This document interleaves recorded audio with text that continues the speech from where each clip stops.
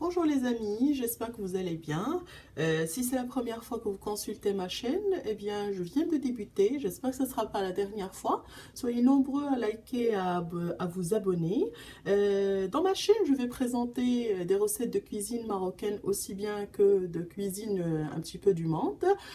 Suivant une petite expérience que j'ai reçue avec ma grand-mère et ma mère, et aussi de moi-même en faisant des petits voyages à travers le Maroc.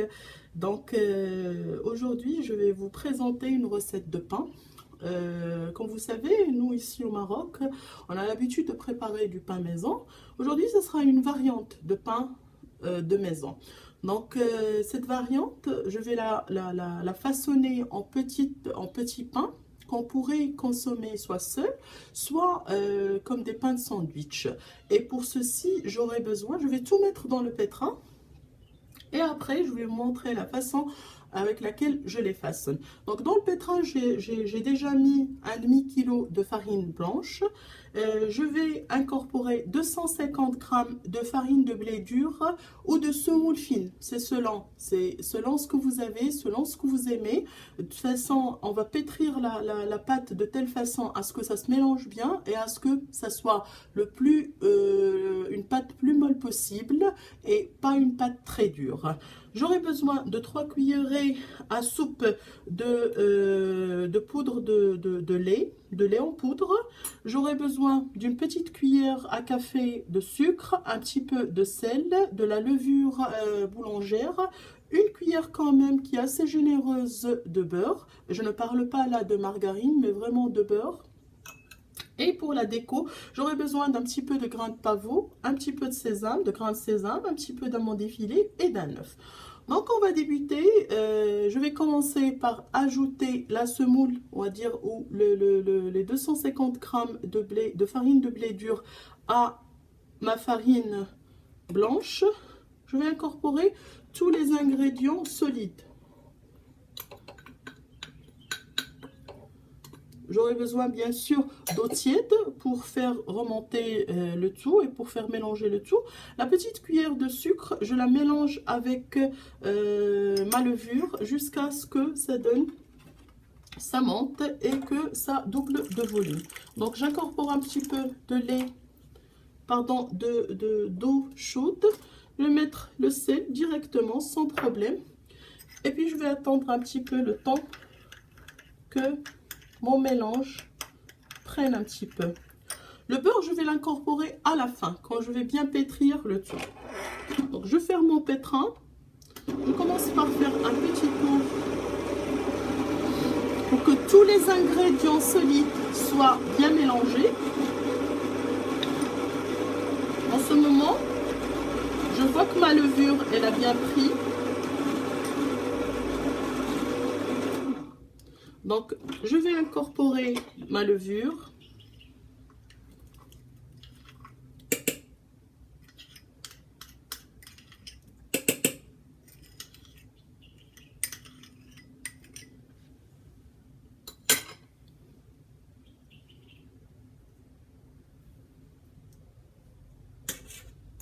Et voilà.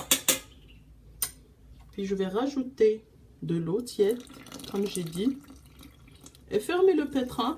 Si je vois que j'ai besoin d'ajouter un petit peu d'eau, j'en rajoute. Mais il faut faire attention parce que je vais quand même rajouter du beurre par après ou à la fin. Ça va encore plus ramollir la pâte. Donc il faut faire attention avec la quantité d'eau qu'on devrait ajouter.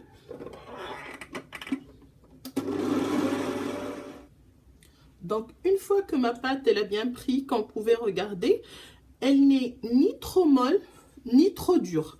Je vais incorporer ma cuillère de beurre et puis continuer à pétrir jusqu'à obtenir une pâte qui va être, comment dire, un petit peu plus molle, mais qui ne va pas vraiment, qui va pas coller.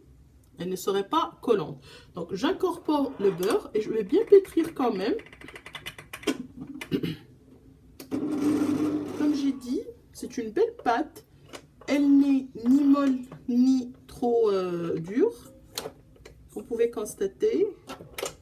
Donc, je vais l'enlever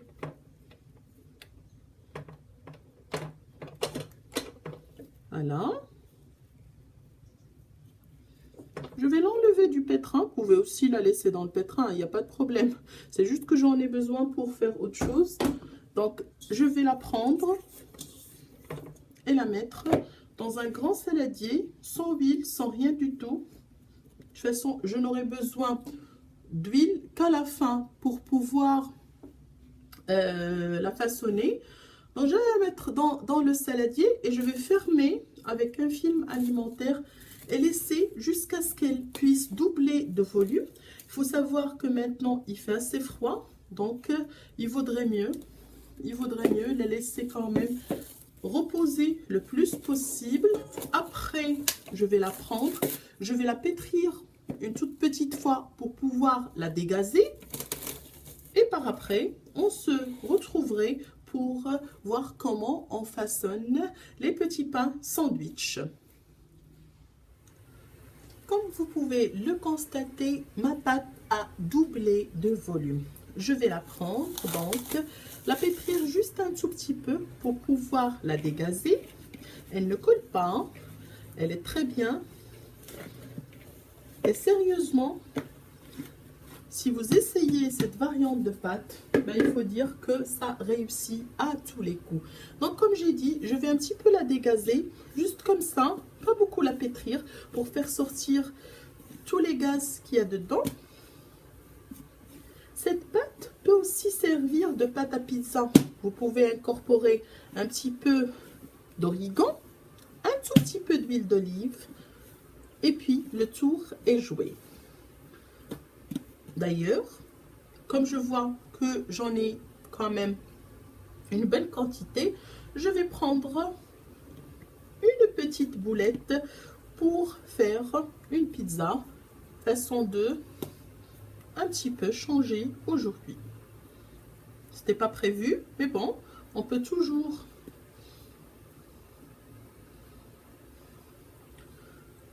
faire de ce qu'on a. Et là, je vais elle-même la façonner en plusieurs boulettes, assez grosses boulettes, pour pouvoir après façonner mes petits pains. Je la ramasse, comme j'ai dit, en boulettes. Voilà. Je mets un petit peu de semoule ou de blé dur sur mon plan de travail.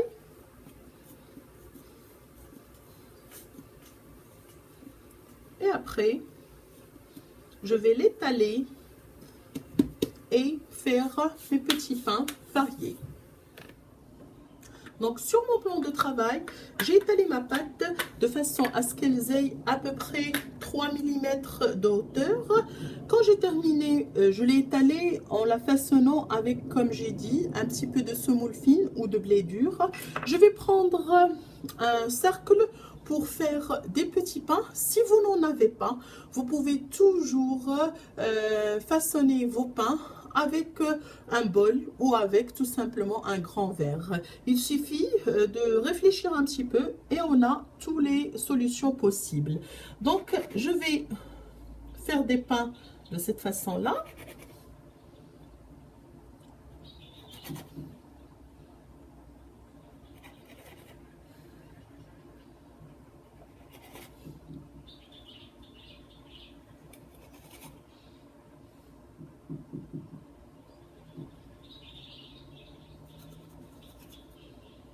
Et après,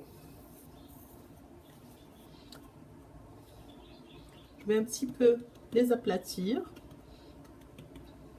pour qu'ils puissent avoir une belle forme.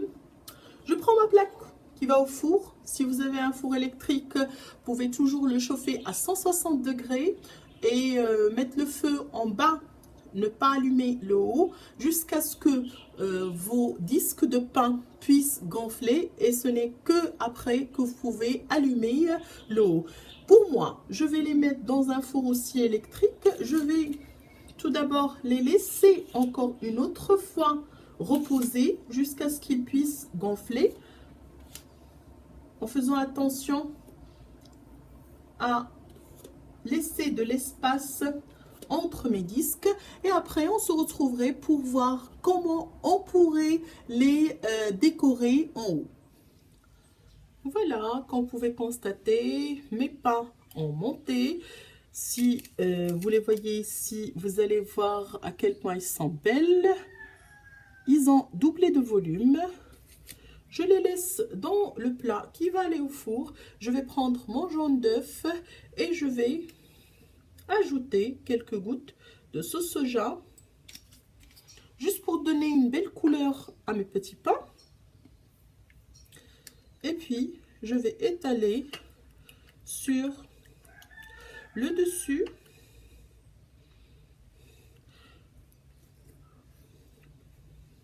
ces petits pains peuvent être consommés, comme j'ai dit, comme des pains sandwich. On peut mettre de la salade dedans, un petit peu de jambon, un petit peu aussi de fromage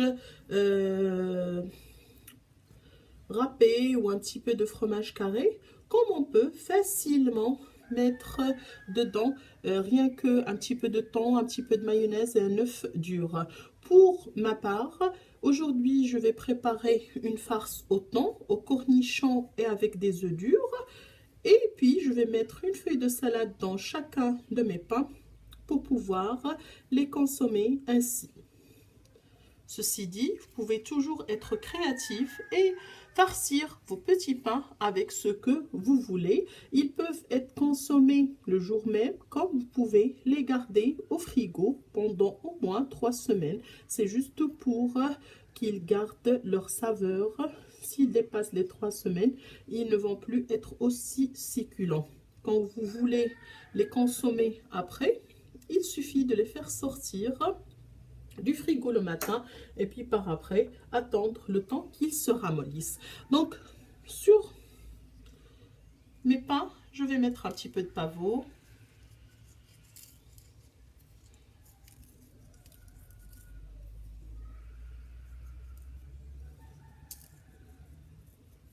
Je vais les mettre au four pour cuire. Je vais commencer par cuire le bas dans un four à 160 degrés. Je vais commencer, comme j'ai dit, par cuire le bas. Et puis par après, je vais faire cuire le haut de mes pains, attendre qu'ils soient encore plus levés.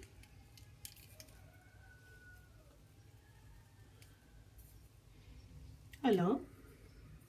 J'en ai encore. Donc, je vais garder, je vais faire 4 de chacun. Je vais garder les amandes effilées pour les autres que j'ai dans mon autre plat à four. Et on se retrouve pour voir les pains façon, à dire à ma façon. Après, il faut dire que vous pouvez toujours utiliser, comme je dis, cette pâte pour faire de la pizza ou pour faire autre chose. Cette variante-là reste une des variantes avec la pâte que je vous ai montré. Ceci dit, cette pâte peut servir à faire plein de choses. Vous ne pouvez pas imaginer. Il faut juste le demander. Abonnez-vous à ma chaîne. Soyez nombreux à liker. On se revoit pour voir le plat final.